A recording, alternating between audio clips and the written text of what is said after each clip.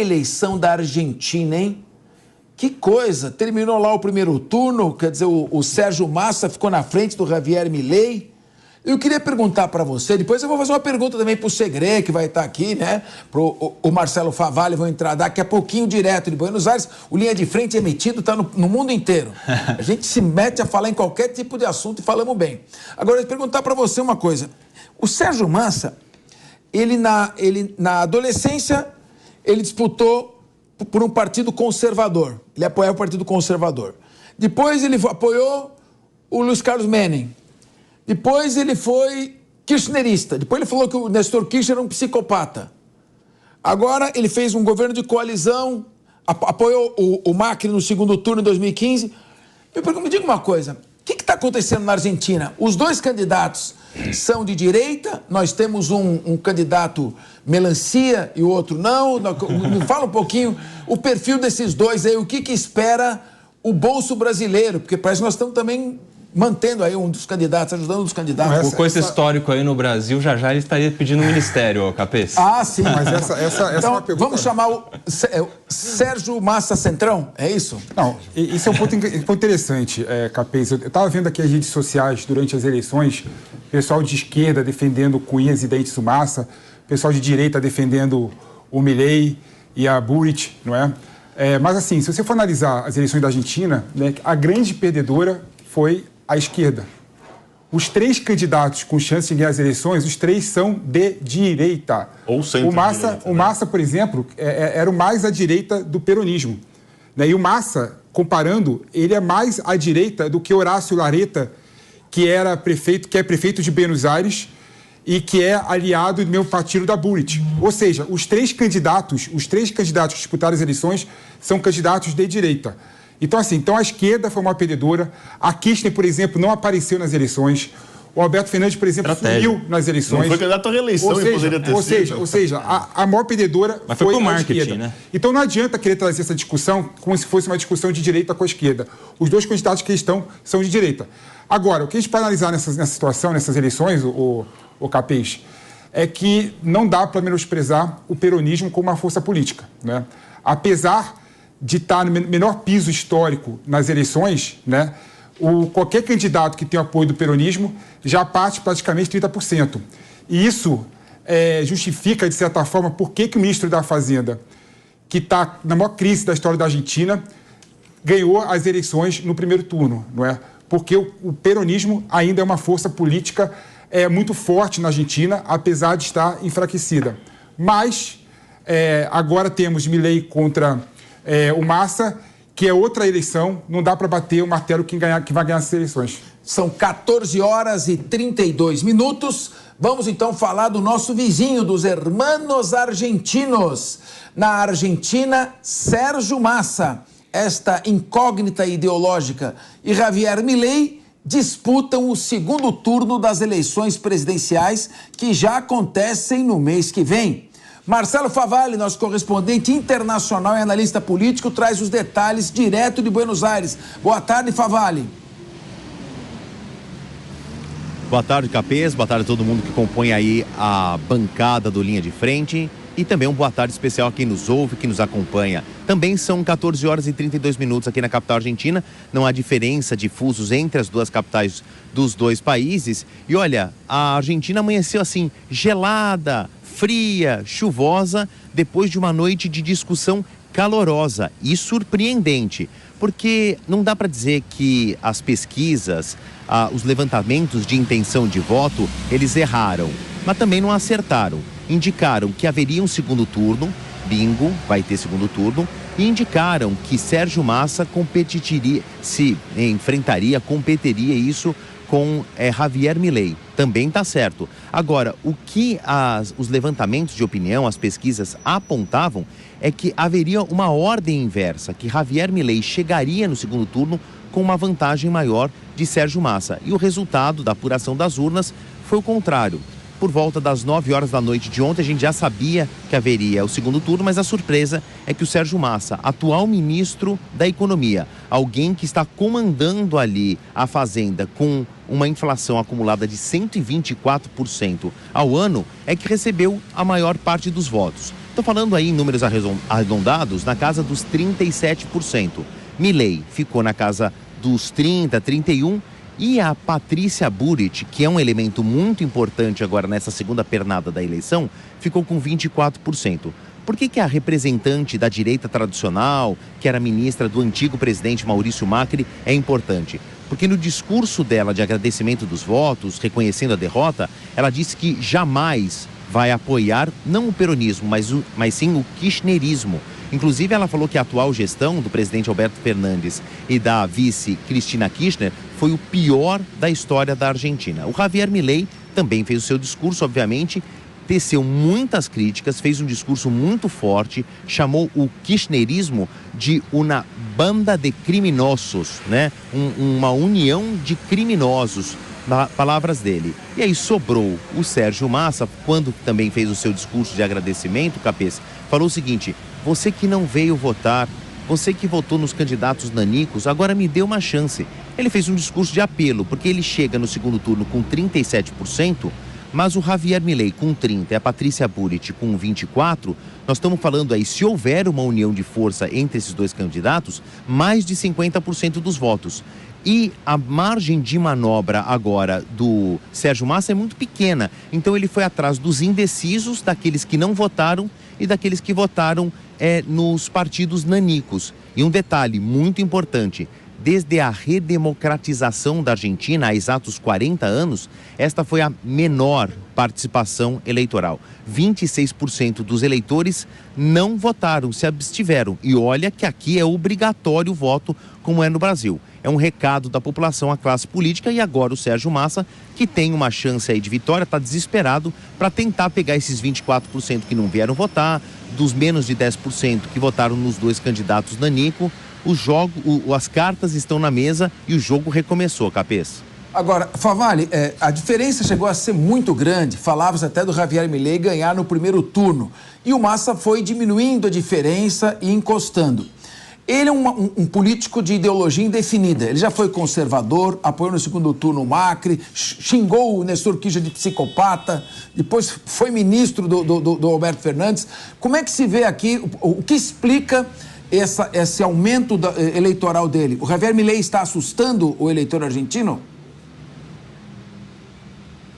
Capês, não interessa em que lugar do mundo você esteja. No Brasil, na Argentina, no ano que vem, tem eleições nos Estados Unidos, na Índia e na Rússia.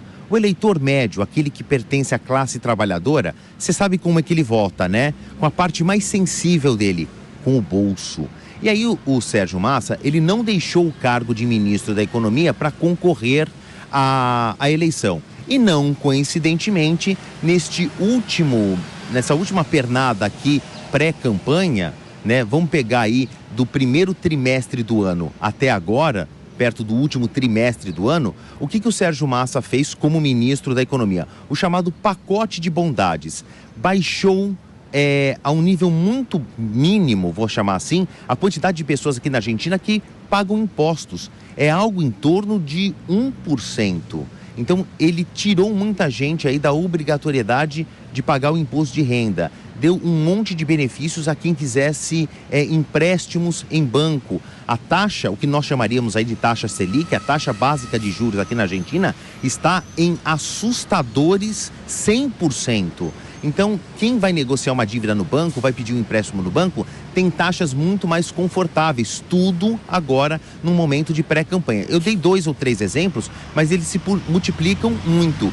E não coincidentemente, conforme ele foi aumentando essas vantagens, ele também foi subindo nas pesquisas.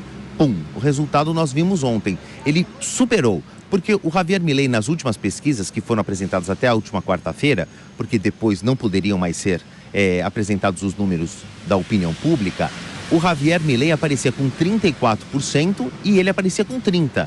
Ele terminou a primeira jornada aí do primeiro turno com 37% e o Javier Milei com 30%. Onde que ele subiu? Justamente nessa classe mais empobrecida, na classe trabalhadora, que tem muitos desempregados, e com essas promessas de que ele agora vai reverter a situação. Ele chegou aí à televisão, capaz de pedir desculpas por levar a Argentina Na verdade, ele é ministro da Economia há menos de 15 meses, mas ele pediu desculpas pela situação econômica da Argentina. Promete mudanças, deu esse pacotão de bondades e a gente viu o resultado na urna. Nosso comentarista político direto de Argentina, Marcelo Favalli, a qualquer momento a informação tem prioridade aqui, pode entrar no Linha de Frente com novas informações. Muito obrigado, Favalli. Pessoal, pacote de bondades do ministro da Economia, Sérgio Massa. Bissoli, a conta chega depois? Capês, isso a gente vê em todo lugar. Muda o país, mudam os nomes, mas os pacotes de bondades são sempre adotados às vésperas das eleições. O que eu acho interessante é que o brasileiro fica brigando, querendo fazer tudo uma avaliação tupiniquim. É assim com a guerra que a gente discutia hoje lá em relação a Hamas e Israel. A gente quer ficar fazendo comparação de direita e esquerda como se um fosse um, outro fosse outro, numa confusão que não tem essa comparação. E agora a gente olha para as eleições argentinas querendo fazer a mesma comparação. Como se o peronismo fosse uma coisa equivalente necessariamente a uma esquerda daqui. Não é assim que funciona. Primeiro que o peronismo é maior que o próprio kirchnerismo, que a gente já ouviu essa discussão sendo falada aqui. O peronismo ele é cultural, ele é um movimento histórico. Não vem de um líder sindical, o peronismo, vem de um militar. Não vem se dissociando de valores religiosos, é profundamente cristão. Ou seja, a gente mistura coisas que no Brasil não tem como fazer a mesma mistura. Não é porque do ponto de vista econômico um partido seja mais ou menos liberal, que do ponto de vista de costumes ele também será mais ou menos intervencionista. Então a gente quer pegar os nossos arranjos nacionais brasileiros e começar a fazer comparativos, como se o Milei, quem vota Bolsonaro tem que votar Milei, quem vota no Lula tem que votar no Massa. Não é necessariamente assim que funciona. Olha a votação que a Bullrich teve, quase 1/3 dos votos também. Então, a formação do eleitorado da Argentina, a situação da Argentina é muito diferente da que a gente passou aqui no Brasil, que era uma eleição polarizada do ponto de vista de resultado de votos eleitoral.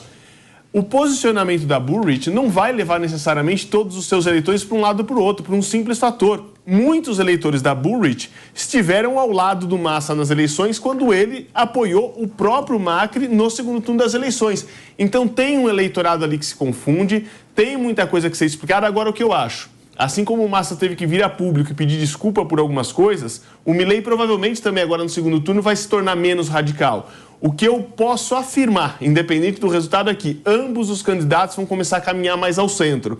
Porque se ambos continuarem em radicalismos, um mais à esquerda, um mais à direita, a tendência é perder o eleitorado da Bullrich, que é uma candidata mais equilibrada, que não quer que o Milei saia do Mercosul, mas não quer que o Massa continue ampliando pacotes assistencialistas. Esse é o desafio. Quem vai caminhar mais ao centro e conseguir atrair esse eleitorado para levar as eleições argentinas? Até porque o Massa de esquerdista não tem nada. O que ele tem é de populista, de peronista. Ou seja, liberar pacote de bondades para influenciar o resultado das eleições. E depois do resultado das eleições, os argentinos passam a viver em um cenário de, também lá, polarização radical. De um lado, o peronismo, ainda que seja casuístico, de Sérgio Massa. E de outro, a direita, que hoje direita vira extrema-direita, representada por Javier Milei. Para falarmos melhor sobre isso e como entender o cenário atual da Argentina, vamos receber aqui no Linha de Frente o professor de Relações Internacionais da Universidade Estadual do Rio de Janeiro, professor Paulo Velasco. Boa tarde, professor. Boa tarde, prazer conversar com vocês aí no Linha de Frente. Professor, o que espera a Argentina de qualquer dos dois candidatos? A economia deve pautar a próxima administração ou esse discurso de direita e de esquerda ideológico vai continuar dominando o cenário e tomando o lugar da economia e da administração eficaz e eficiente? Qual a sua avaliação? Bom, na verdade, essa divisão, essa disputa, essa polarização, né, o que temos visto aí em termos de embates de ideias, né, é próprio do período eleitoral. Né, a expectativa que se tem é que a partir de 19 de novembro, né, quando termina ali, né, quando teremos o segundo turno e terminam as eleições, né, quem quer que vença, né, justamente busque o melhor para o país. A Argentina é um país que vive uma situação de colapso econômico há muito tempo, né, um colapso que não começou com o Fernandes, tampouco começou com o Macri, tampouco começou com a Cristina. Podemos voltar ali à aguda crise de 2001, né, para reconhecer um país que está em crise permanentemente há mais de 2 décadas, né, com alguns momentos, né, de bonança, né, mas raros momentos de estabilidade. Né? Então, falta previsibilidade econômica, é um país que vive indicadores, do ponto de vista macroeconômico, absolutamente terríveis, né? Muitos já foram comentados, né? A inflação, a taxa de juros, o peso derretendo. Né? Então, o momento da campanha é agora, mas a partir de janeiro, o que se espera é que, a partir de dezembro, na verdade, o que se espera é que o presidente que venha a vencer as eleições, né, e ocupe ali a Casa Rosada, tenha condições de adotar medidas que não se limitem apenas ao populismo típico latino-americano, mas medidas que favoreçam uma retomada da confiança na economia argentina. O que tem faltado é justamente confiança na economia do país. A Argentina é um país que não goza, né, de confiança dos investidores externos. A Argentina, né, tem sofrido problemas, né, um atrás do outro, e ninguém conseguiu até aqui debelar. Há um antagonismo, né, existe uma certa polarização, né, isso fica muito claro no país hoje, né, mas nenhum dos dois candidatos, né, para dizer a verdade, parece ter muita ideia do que vai fazer para tirar a Argentina do buraco. Algumas medidas que o Milei promete, né, parecem irrealizáveis, não são próprias, efetivamente, né, de um país que tem o tamanho da economia da Argentina, né, e o Massa ele se mostra muito perdido agora, inclusive, ainda como ministro da Economia. Então, o panorama para qualquer um dos dois que vence, para a Argentina o panorama é muito dramático. Exatamente, professor Velasco. Menos ideologia, menos discurso, menos populismo e mais eficiência num Estado, num país que precisa gastar menos. Seu colega, o professor Felipe Monteiro, quer fazer uma pergunta para o senhor, professor Velasco. Professor, boa tarde. Primeiramente, muito obrigado por vir aqui falar com a gente, destacar um pouquinho do seu tempo. Você tocou no ponto que eu acho central, né? Você falou, por exemplo, que a crise da Argentina não começou agora com o Alberto Fernandes. Então, muitas pessoas, quando analisam, por exemplo, a votação da Patrícia Bullrich, eles esquecem que a Patrícia Bullrich foi secretária, ministra, né, do Macri. E o Macri deixou na Argentina uma inflação de 60%, né, por exemplo, quase 60%. Né? Ou seja, possivelmente, o povo da Argentina, com memória recente em relação às eleições, né, em relação ao governo Macri, prefira talvez um peronismo, né, com subsídios elevados para enfrentar a crise argentina nesse momento, né, do que como é que foi o governo Macri, né? Ou seja, muita complexidade para fazer uma relação meramente superficial, dizendo que a Argentina tá perdida, costeando o alambrado, buscando uma solução fora do peronismo, nesse caso específico. O que você acha? Perfeito, né? Eu acho que é bem por aí, né? O Macri, quando assumiu a Argentina, ali no contexto do final de 2015, ele assumiu prometendo, de fato, soluções, né? Ele, como homem de negócios, né, prometia conseguir, né, tirar a Argentina dessa situação de incerteza econômica, e não conseguiu, né? Ele deixou o país numa situação ainda mais difícil do que encontrou, né, da já terrível gestão da Cristina no seu segundo mandato. A Argentina ela tem piorado, né? Não importa qual é a orientação político-partidária, né? Se vem pela direita ou pela esquerda, né, qualquer presidente ali tem conseguido piorar, né, o quadro socioeconômico na Argentina. Então, nesse momento, né, o que se coloca em jogo é qual é o caminho. Os eleitores não sabem qual é a solução que vai ser buscada, os candidatos também não sabem. Então, em um momento de incerteza, isso talvez explique um pouquinho o melhor resultado, né, do Sérgio Massa em comparação àquilo que se previa a partir das PASSO. Nesse cenário de dificuldade, né, as pessoas não querem ver seus benefícios cortados ou interrompidos. Né? O Milei, né, com a imagem da motosserra, né, dizendo que vai cortar gastos públicos e tal, isso assusta, né, os eleitores que, em última instância, se veem agora numa situação de desamparo socioeconômico importante e acabam enveredando, né, na aposta pela continuidade desse assistencialismo que é muito característico, né, dos governos latino-americanos, né, e do próprio peronismo. Né? Então, esse desejo de mudança que parecia impulsionar a candidatura do Milei, né, agora parece ter perdido um pouco de fôlego, né, e o que se entende que talvez o Milei tenha batido ali no que é quase que o seu teto eleitoral, digamos assim. Né? Então, muito apoiado em regiões mais desassistidas do país, mas boa parte dos eleitores, temos que lembrar, sempre estão concentrados ali na grande Buenos Aires, na província de Buenos Aires.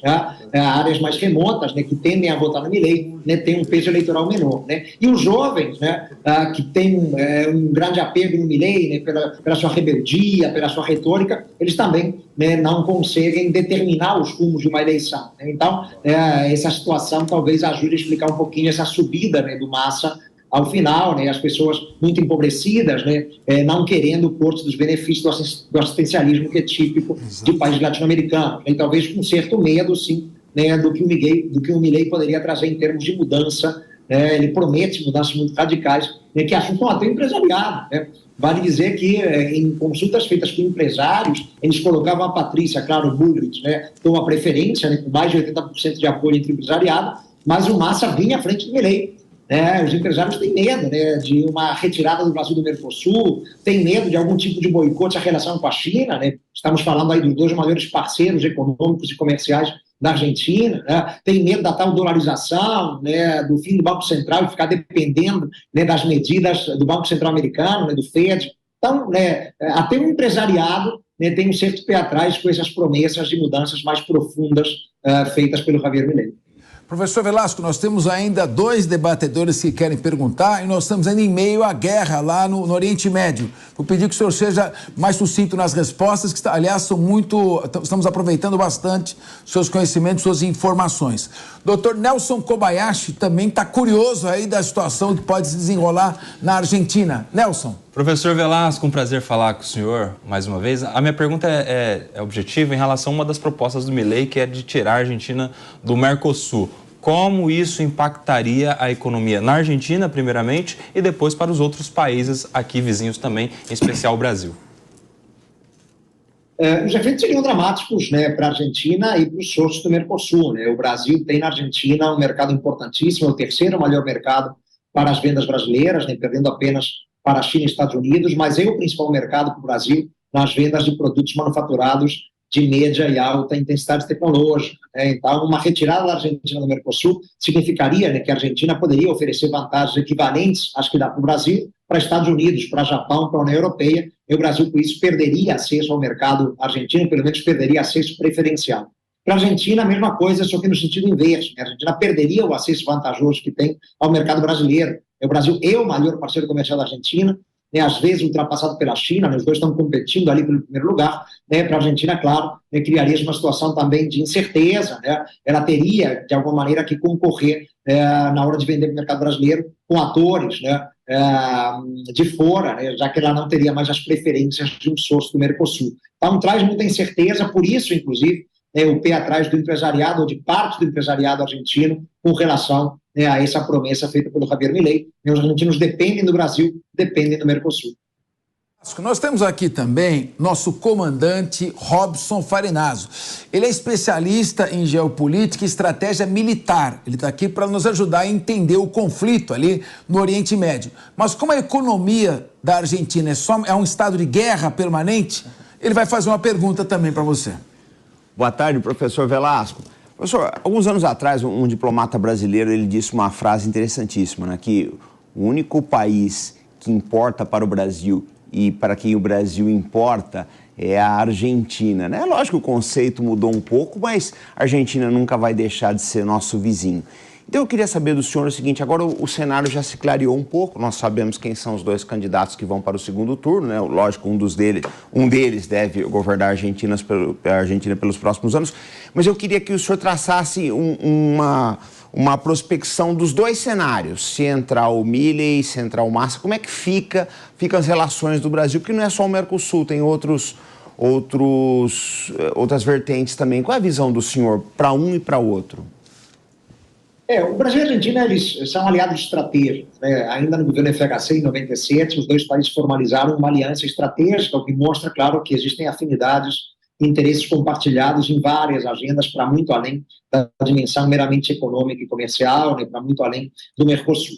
É evidente, né, que pensando, né, no relacionamento, né, que está em curso, né, a chegada do Sérgio Massa à Casa Rosada traria menos impactos, né, levaria a menos mudanças, né, certamente no Planalto todos torcem pela vitória do Massa, não só porque ele está ligado ao peronismo, né, mas porque, claro, né, ele certamente sacudiria menos as bases do relacionamento, né, que foi resgatado pelo governo atual, né, a partir do último mês de janeiro, né, lembrando que a época, né, de Bolsonaro e Fernandes tivemos rusgas, né, que atrapalharam bastante do diálogo político bilateral. O comércio continua sendo feito, mas o diálogo de alto nível, né, teve prejuízos grandes. Então, houve um resgate desse diálogo de alto nível, da convergência, da concertação.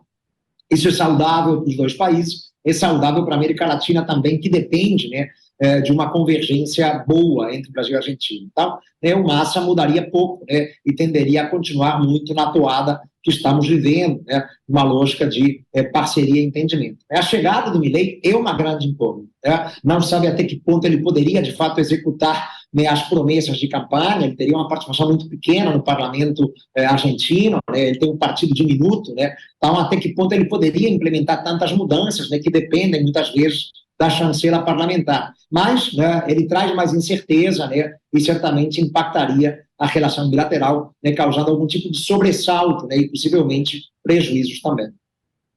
Paulo Velasco, uma coisa é certa, um governo que gasta menos pode arrecadar menos e, consequentemente, estimular o crescimento da empresa e geração de empregos. Esperamos que quem quer que ganhe tenha um pensamento de recuperação da economia da Argentina e não mero populismo que arrasta essa crise por tantas décadas. Muito obrigado, professor Paulo Velasco, pelas suas informações e participação aqui no Linha de Frente.